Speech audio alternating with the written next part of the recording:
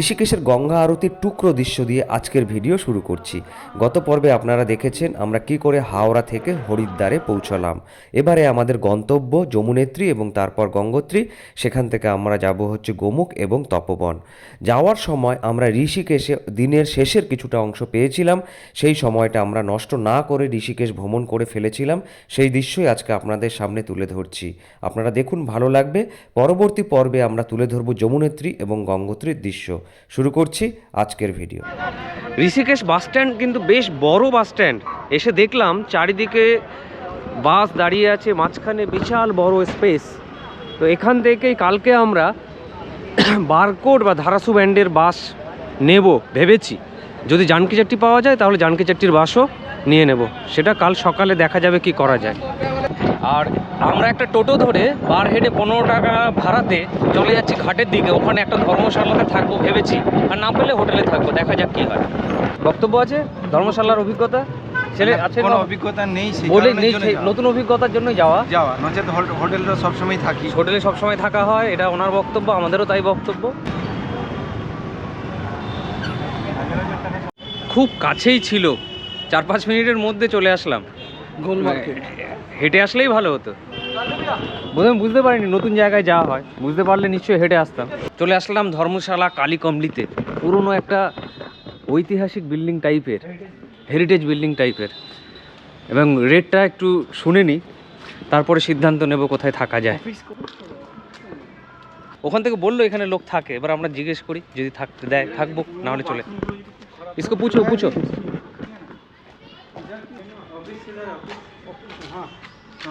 इसी लाइन पर जाइए सीधा। हाँ, वो डान हाथ में, बाएं हाथ में जे चाय की दुकान जो है ना, वो हाँ दिखाई दे रहा है। हाँ, আচ্ছা ঠিক আছে। খুঁজতে খুঁজতে চলে আসলাম রাস্তা পার হয়ে উল্টো দিকে। এখানে একটা কার্যালয় আছে বলছে, তো ইধার দেখতা হুঁ কুছ মিলতা হ্যায় ক্যা নেই।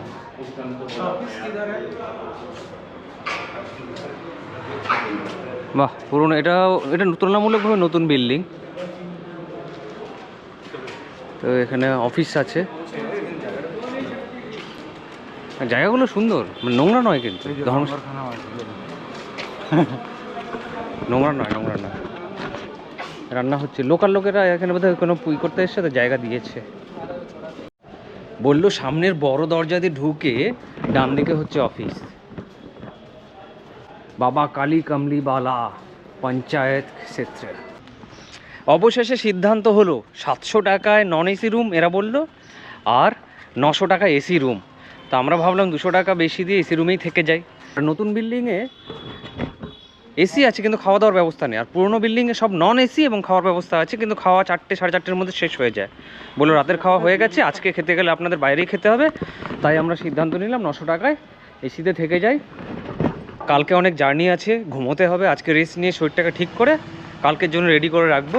এইটা হচ্ছে বুকিং কাউন্টার, এখানে আমরা এখন বুক করে নিচ্ছি 900 টাকা দিয়ে একটা 4 বেডেড এসি রুম। এটা হচ্ছে কালী কমলি। এখানকার সিস্টেমটা কিন্তু বেশ ভালো, যেহেতু এটা ধর্মশালা, এরা তালা চাবি কিছু দেয় না। বললো আপনারা তালা এনেছেন? বললাম না, তালা কী করে আনবো। তো বললো পাশের থেকে একটা তালা কিনে নিয়ে আসো। তো আমরা এখানে একটা তালা কিনতে আসলাম, যেই তালাটার দাম 40 টাকা। এবার ফেরত দিলে 20 টাকা ফেরত দিয়ে দেবে, অর্থাৎ এটা রেন্ট আলটিমেটলি দাঁড়ালো 20 টাকা।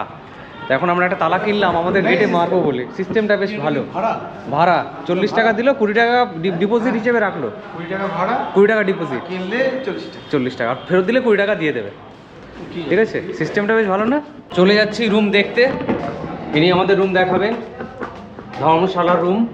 अच्छा है, इसीलिए तो आया है। बहुत लोग बोला है हमको, बहुत लोग बोला है। वाह, अच्छा जगह है, बहुत ही सुंदर है, अच्छा लगा।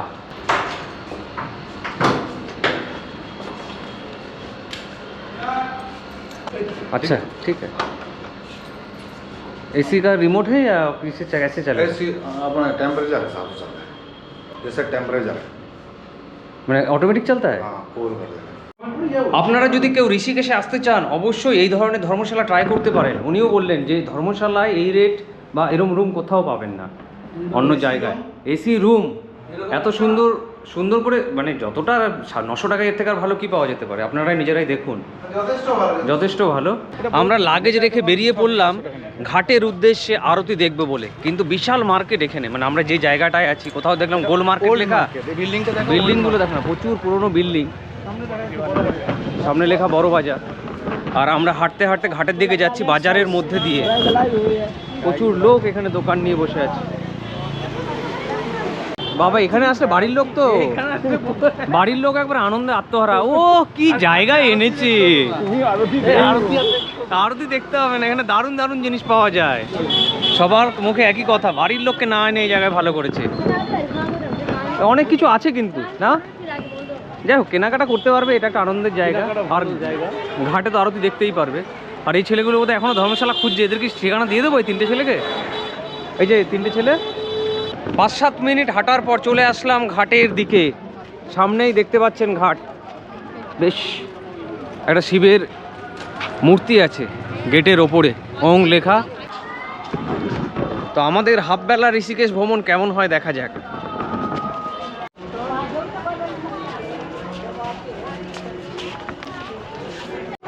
আরতি শুরু হয়ে গেছে, 7টায় শুরু হওয়ার কথা, আর এখানে 7টায় অন্ধকার হয় না। ঋষিকেশের গঙ্গা আরতি, তো এখানে এসে প্রায় 2 ঘন্টা আগে থেকে লোকে সিট ধরে বসে থাকে, আর আমরা তো এসেছি লাস্টে, তাতে যেটুকু দেখতে পাচ্ছি। কিন্তু যারা ভালোভাবে আরতি দেখতে চান তাদের 1.5-2 ঘন্টা আগে আসতে হবে, এবং এই শেডের তলায় তাহলে সিট পাওয়া যাবে, বা শেডের আশেপাশে থাকলে ভালোভাবে আরতি দেখা যাবে।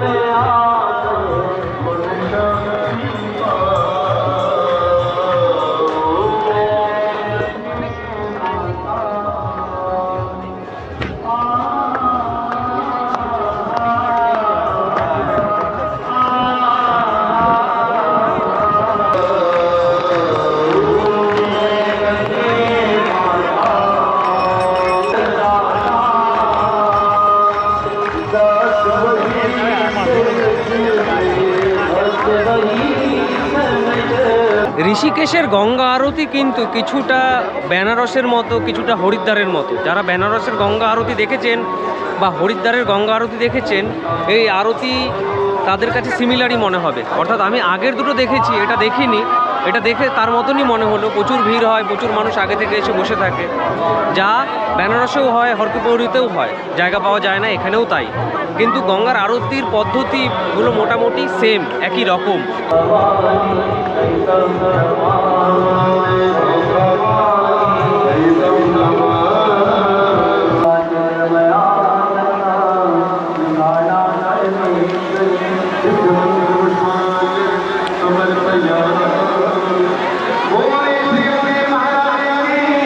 আরতি শেষের পর সকলে আস্তে আস্তে গঙ্গার দিকে নেমে যাচ্ছে গঙ্গাতে ফুল দেওয়ার জন্য। আরতি শেষ হলো, দেখুন প্রত্যেক লোকে হু হু করে গঙ্গার দিকে নেমে যাচ্ছে, গঙ্গাকে প্রণাম করবে, গঙ্গাতে ফুল ছড়াবে, গঙ্গার জল মাথায় নেবে, সেই উদ্দেশ্যে আরতি শেষ হলো।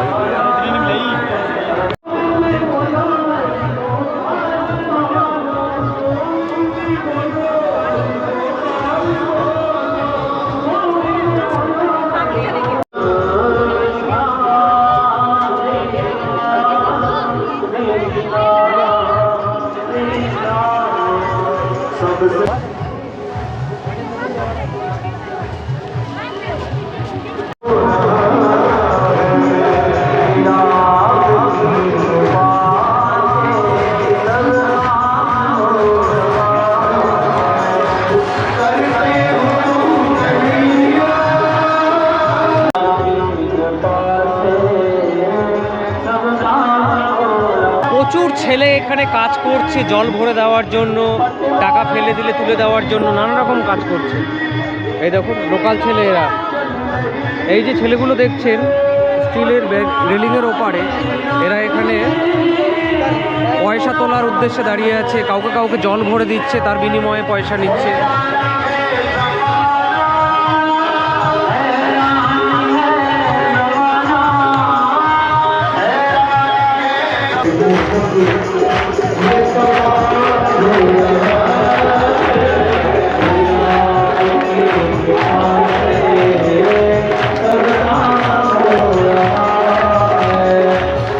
আরতি শেষে কিন্তু সবাই ভক্তি গীতিতে নিজেদেরকে মাতিয়ে তুলেছে, হাত তুলে হাততালি দিয়ে সবাই সেই আরতি শেষের সঙ্গীত অনুষ্ঠানে অংশগ্রহণ করেছে।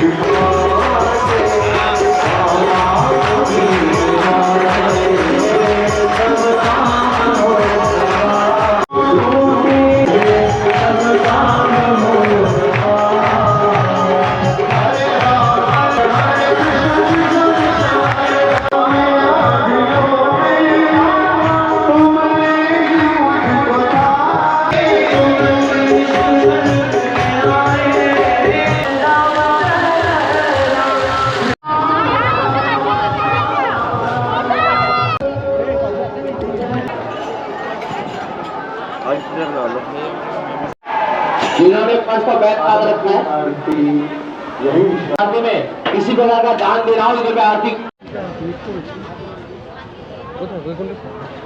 আরতি দেখা শেষ, সব মানুষ ফিরে আসছে, আমরাও আস্তে আস্তে ফিরে আসছি। বৈকুণ্ঠ স্যার অনেক খুঁজে টুজে বের করলো যে ঝুলায় যাওয়া যেতে পারে, কিন্তু এখন অন্ধকারে ঝুলা দেখা যাবে কি না এটাও হচ্ছে একটা ব্যাপার, বা ঝুলায় রাত্রে যাওয়া যায় কি না এটাও হচ্ছে ব্যাপার। তো এখন দেখি কি করা যায়।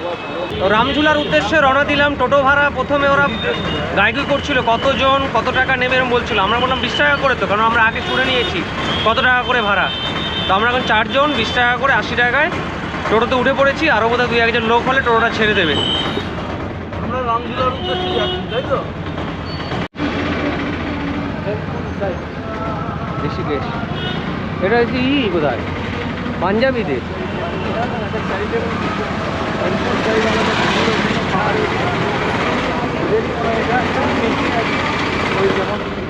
চলে আসলাম রামঝুলা।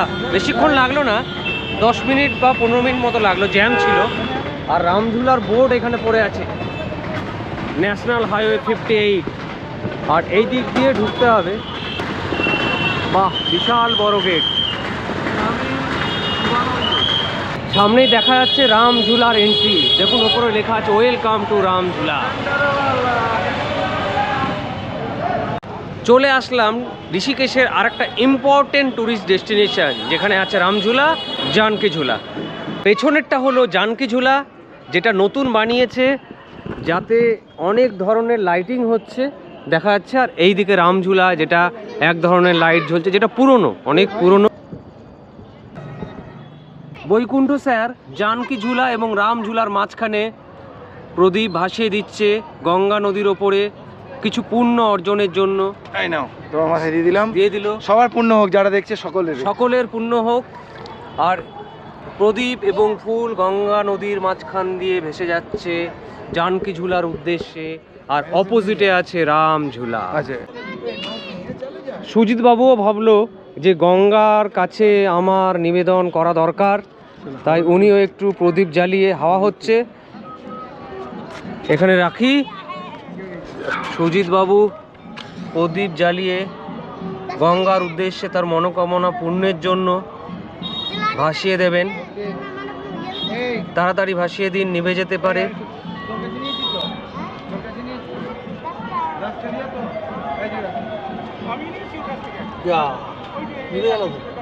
নেমে গেল, ভাসিয়ে দাও, ভাসিয়ে দাও, হাওয়া আছে, নেমে যাবে। সুজিত বাবুও ভাসালো। অবশেষে আমার ভাসানো বাকি ছিল, আমি ভাবলাম আমিও ভাসিয়ে দিই। তা আমিও একটা ভাসিয়ে দিচ্ছি গঙ্গার উদ্দেশ্যে। আর পেছনে হচ্ছে জানকী ঝুলা।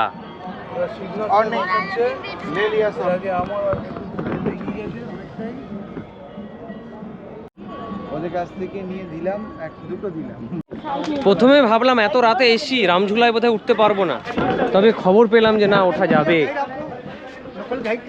কোচ নেই চাই। তো রামঝুলাতে উঠে পড়লাম, প্রচুর লোক আসছে, এপার থেকে ওপার যাচ্ছে। সুন্দর একটা ঝোলা রামঝুলা, লাইট দিয়ে ভালোই লাগছে। হ্যাঁ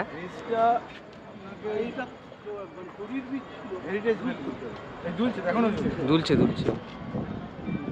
आगे तो नहीं कि ये ज्यादा वाटर फोटो ज्यादा দেখুন কত মোটা মোটা লোহার দড়ি, পেঁচানো পেঁচানো দড়ি, মাঝখানটায় নিচু হয়ে গেছে, দু সাইডে উঁচু, খুব স্বাভাবিকভাবে যেমন দড়ি বাঁধলে মিডিলটা ঝুলে যায়, কিন্তু এটা পুরোটাই লোহার দিয়ে তৈরি।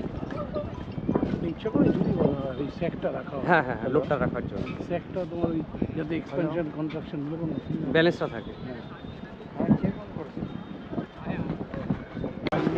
আমরা ওই পার থেকে এপারে আসলাম হেঁটে হেঁটে, এবার এই রাস্তা ধরে আমরা এবার জানকি ঝুলার উদ্দেশ্যে যাচ্ছি, দিয়ে আবার ওপার হয়ে যাব, দিয়ে অটো ধরবো।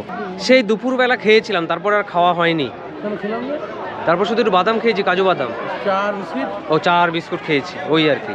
তো এখন রামঝুলা পার হয়ে যাচ্ছি জানকি ঝুলা, সবাই মনে হলো একটু কিছু খাওয়া যায়। প্রাচীন রামেশ্বর মন্দির তো এখানে ওই আলু টিক্কা নিলাম 50 টাকা করে একটা, আর ওই দিক থেকে এই দিক থেকে পপকর্ন নিলাম 40 টাকায় এক প্যাকেট।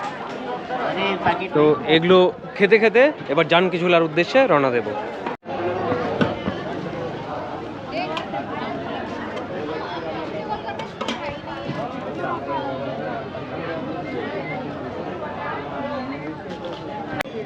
উত্তমবাবু মন দিয়ে খাচ্ছে, ইনি পপকর্ন খাচ্ছেন মন দিয়ে। জানকি ঝুলা যাওয়ার রাস্তায় বেশ কিছু সুন্দর স্থাপত্য বলতে পারো দেখতে পেলাম। চলে এসছি জানকি ঘাটের প্রায় কাছে, এপার দিয়ে হাঁটতে হাঁটতে মাঝখানে একটা ঘাটে উঠে পড়লাম, উঠে একটু দেখার চেষ্টা করলাম কাছ থেকে কেমন লাগে। চলে এসছি অনেকটাই কাছে, আমরা চলে এসছি জানকি ঝুলার এন্ট্রিতে। বাহ, এই জায়গাটা তো বেশ বড় গেট মতো করে রেখেছে, ছবি টবি এঁকে রেখেছে। এইটা হচ্ছে জানকি ঝুলার এন্ট্রি, আমরা আছি এপারে, হেঁটে হেঁটে ওপার যাব। আর জানকি ঝোলার দুপাশে বাইক যাচ্ছে, মানে একটা দিয়ে গাড়ি আপ ডাউন, একটা দিয়ে গাড়ি আপ, একটা দিয়ে গাড়ি ডাউন, বেসিক্যালি বাইকই যাচ্ছে। আর মাঝখান দিয়ে মানুষ হাঁটার রাস্তা, বেশ ভালো সিস্টেম। এটা বেশ নতুন, বেশি দিন হয়নি শুনলাম।